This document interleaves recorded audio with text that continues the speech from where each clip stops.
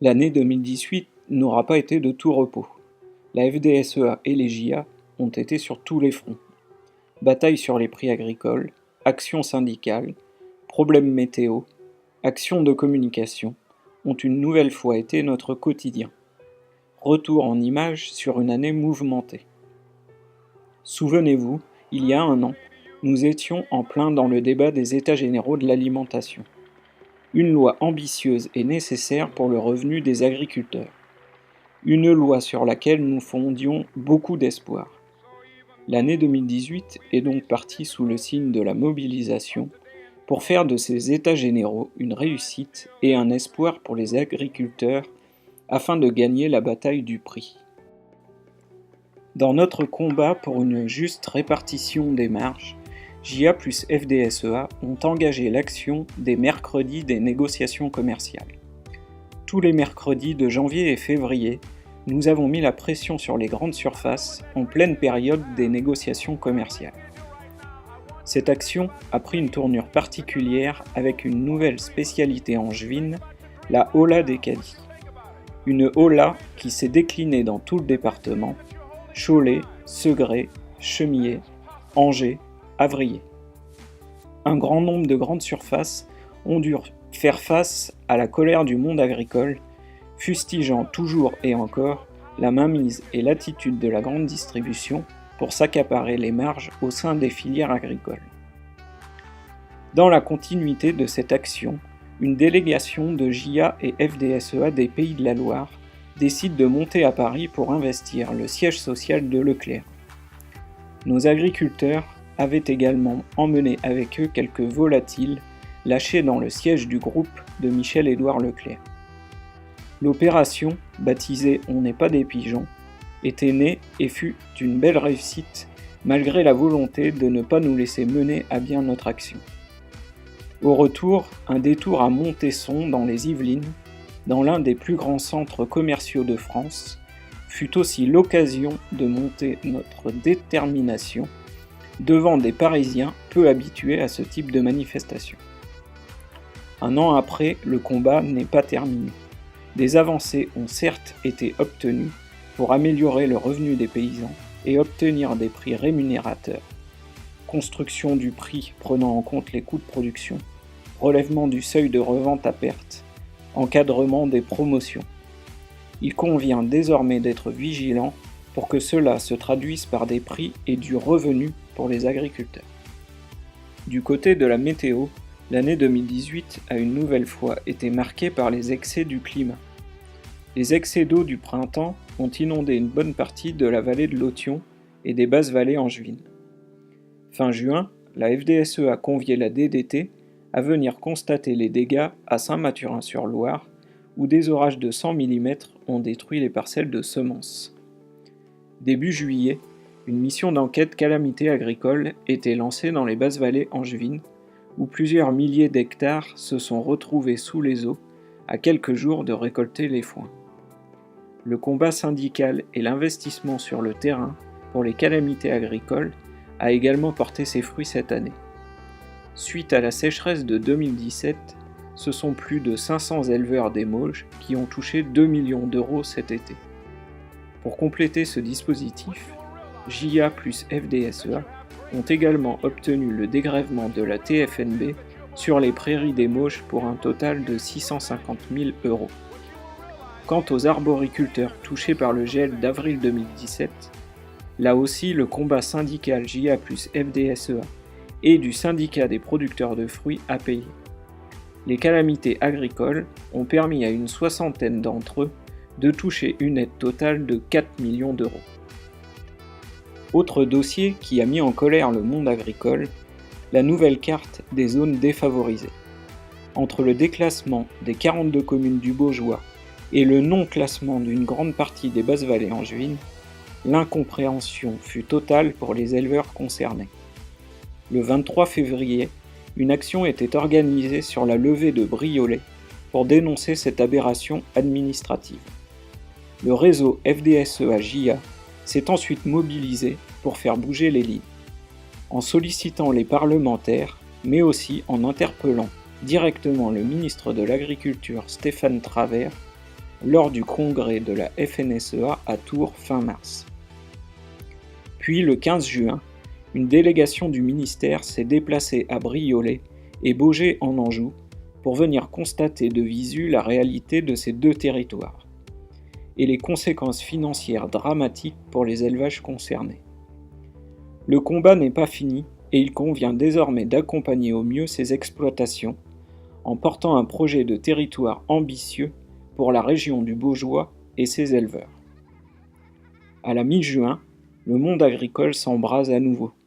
Le blocage de la raffinerie de Donges est organisé pendant plusieurs jours afin de dénoncer l'ouverture de notre pays aux nombreuses importations agricoles à bas coût, mais aussi la concurrence déloyale sur de nombreux produits agricoles. Les Angevins ont été nombreux à se mobiliser pendant les 3 jours de blocage. Cette action a également été l'occasion de dénoncer à nouveau les accords du CETA et du Mercosur, dont les conséquences pourraient s'avérer désastreuses sur certaines filières, notamment la viande bovine, le porc et la volaille.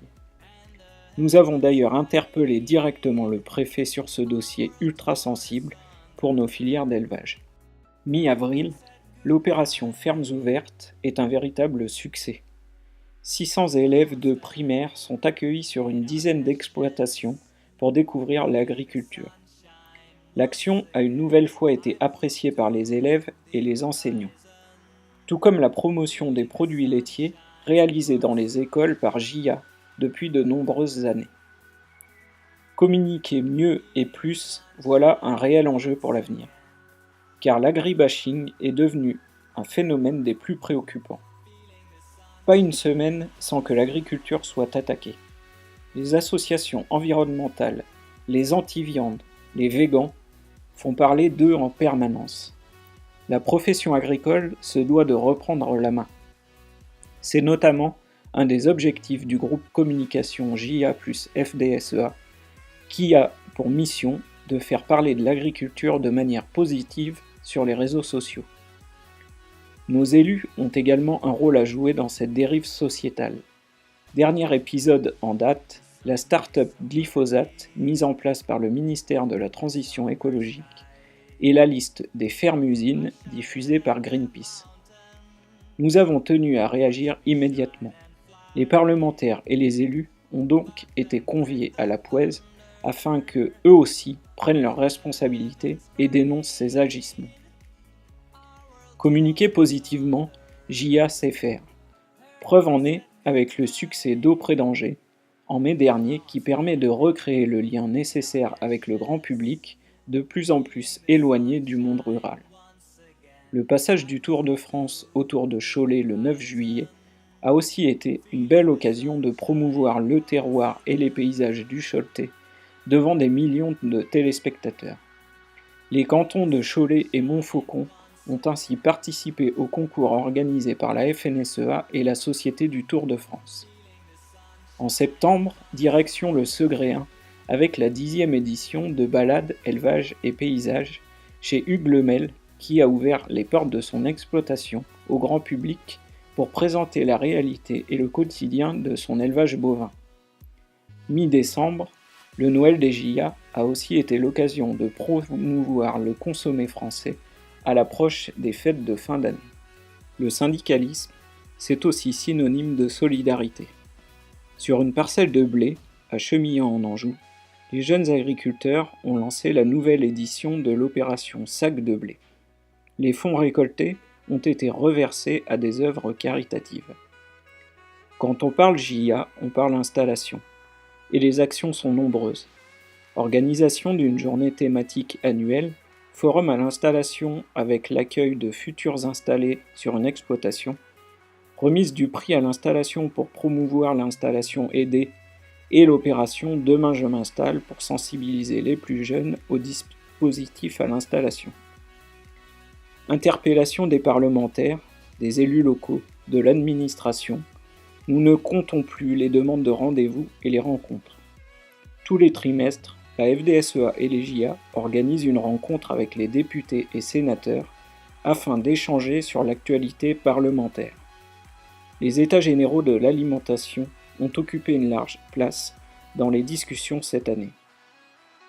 L'objectif étant de porter à connaissance l'ensemble des dossiers agricoles. C'est aussi ça le rôle du syndicalisme, JA plus FDSEA. Un autre sujet majeur pour notre département, qui a beaucoup mobilisé notre réseau syndical et les syndicats spécialisés d'Anjou, je veux parler de la suppression du dispositif TODE, c'est-à-dire l'exonération des charges sociales sur les contrats saisonniers pour les employeurs agricoles. La bataille fut rude et la mobilisation importante. Nous avons tout d'abord rencontré le conseiller agricole du Premier ministre à Angers le 14 septembre. Puis, nous avons interpellé directement les parlementaires angevins pour leur montrer l'impact de la mesure sur les filières agricoles les plus employeuses de main-d'œuvre. Preuve en est le front commun des différentes filières sur ce dossier. Arboriculteurs, viticulteurs, horticulteurs, pépiniéristes, maraîchers, semenciers, tout le monde a bataillé et la pression syndicale a fini par payer puisque le Parlement a voté en faveur du maintien du dispositif TODE pour les 2 ans à venir, avec un plafond d'exonération à 1,20 SMIC. Il faut désormais pouvoir rendre pérenne cette mesure, le combat n'est donc pas terminé. Évoquons maintenant un dossier qui déchaîne les passions, les dégâts de gibier, car ce fléau exaspère le monde agricole. Avec notre section dégâts de gibier, nous nous battons depuis des années pour que le monde agricole n'ait pas à subir la prolifération du sanglier. Nous défendons becs et ongles les intérêts agricoles auprès de la DDT et de la Fédération des chasseurs pour une meilleure reconnaissance de ces dégâts. Et nous avons obtenu une victoire syndicale importante avec le classement du sanglier dans la catégorie des nuisibles par Monsieur le Préfet. Point important également, le renforcement du dialogue avec les chasseurs, sans qui nous ne pourrons gagner cette bataille. C'est pourquoi nous tenons à entretenir des relations régulières, et cela passe également par la mise en place d'une formation permis de chasse spéciale agriculteur, qui a réuni à nouveau cette année une 30aine de personnes. Autre sujet usant et fatigant pour notre réseau et l'ensemble des agriculteurs, les retards de paiement de la PAC. Nous avons interpellé à de nombreuses reprises l'administration sur les différents dossiers. Aide PAC, dossier PCAE, dossier MAE, dossier bio. Les retards de paiement deviennent la norme et ce n'est plus tolérable. Une action a ainsi été organisée le 7 novembre devant les locaux de l'ASP à Nantes afin de dénoncer les retards inacceptables des dossiers MAEC et bio. Une pétition a également été adressée au ministre à cette occasion. La PAC et ses bizarreries administratives, les agriculteurs connaissent. Mais quand la météo s'en mêle, cela en devient cocasse. L'administration oblige désormais à semer des couverts interculture avant le 20 août. Sauf qu'elle n'a pas prévu que la sécheresse estivale puisse compromettre les semis. La FDSEA et les JA ont donc à nouveau pris leur bâton de pèlerin et emmené la DDT constater par elle-même qu'il n'était pas possible de semer.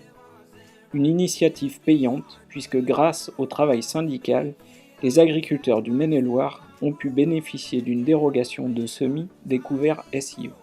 Petit zoom également sur un dossier qui occupe régulièrement le devant de la scène, les dossiers environnement. Nouveau programme nitrate, révision de la carte des cours d'eau, gestion des intercultures, charte de bon voisinage phytosanitaire, débat autour du glyphosate et du méthane sodium, gestion de l'irrigation. Les sujets sont multiples et complexes, mais il faut pourtant les porter à bras-le-corps face à une pression sociétale et une administration parfois déconnectée des réalités du terrain sur tous ces sujets. Le syndicalisme a un rôle majeur à jouer pour s'opposer quand il le faut, rendre les dispositifs applicables sur le terrain et accompagner les agriculteurs face à ces évolutions. Enfin, pour finir, le réseau syndical JA plus FDSEA s'est mis en ordre de marche en vue des élections chambres d'agriculture de janvier 2019. Depuis septembre, les responsables FDSEA et JA ont sillonné le département à travers le FDSEA JA Tour. Une élection qui a certes lieu tous les 6 ans, mais un engagement de tous les jours de la part des responsables agricoles et des équipes administratives. Au sein de la liste JA plus FDSEA, nous portons les valeurs du collectif et de la solidarité. Nous défendons une agriculture diversifiée, à taille humaine, avec des actifs nombreux, quelle que soit leur production et leur mode de commercialisation. Une agriculture à l'image du Maine-et-Loire. Notre slogan « Avançons ensemble les pieds sur terre » résume bien notre action qui se veut collective, pragmatique et responsable. Dans un contexte économique, réglementaire et médiatique difficile, nous avons toujours pris nos responsabilités pour défendre les agriculteurs, tous les agriculteurs. Parce que nous voulons avancer ensemble les pieds sur terre, votons tous à l'élection de la Chambre d'agriculture et votez pour la liste JA plus FDSEA. N'oubliez pas de voter.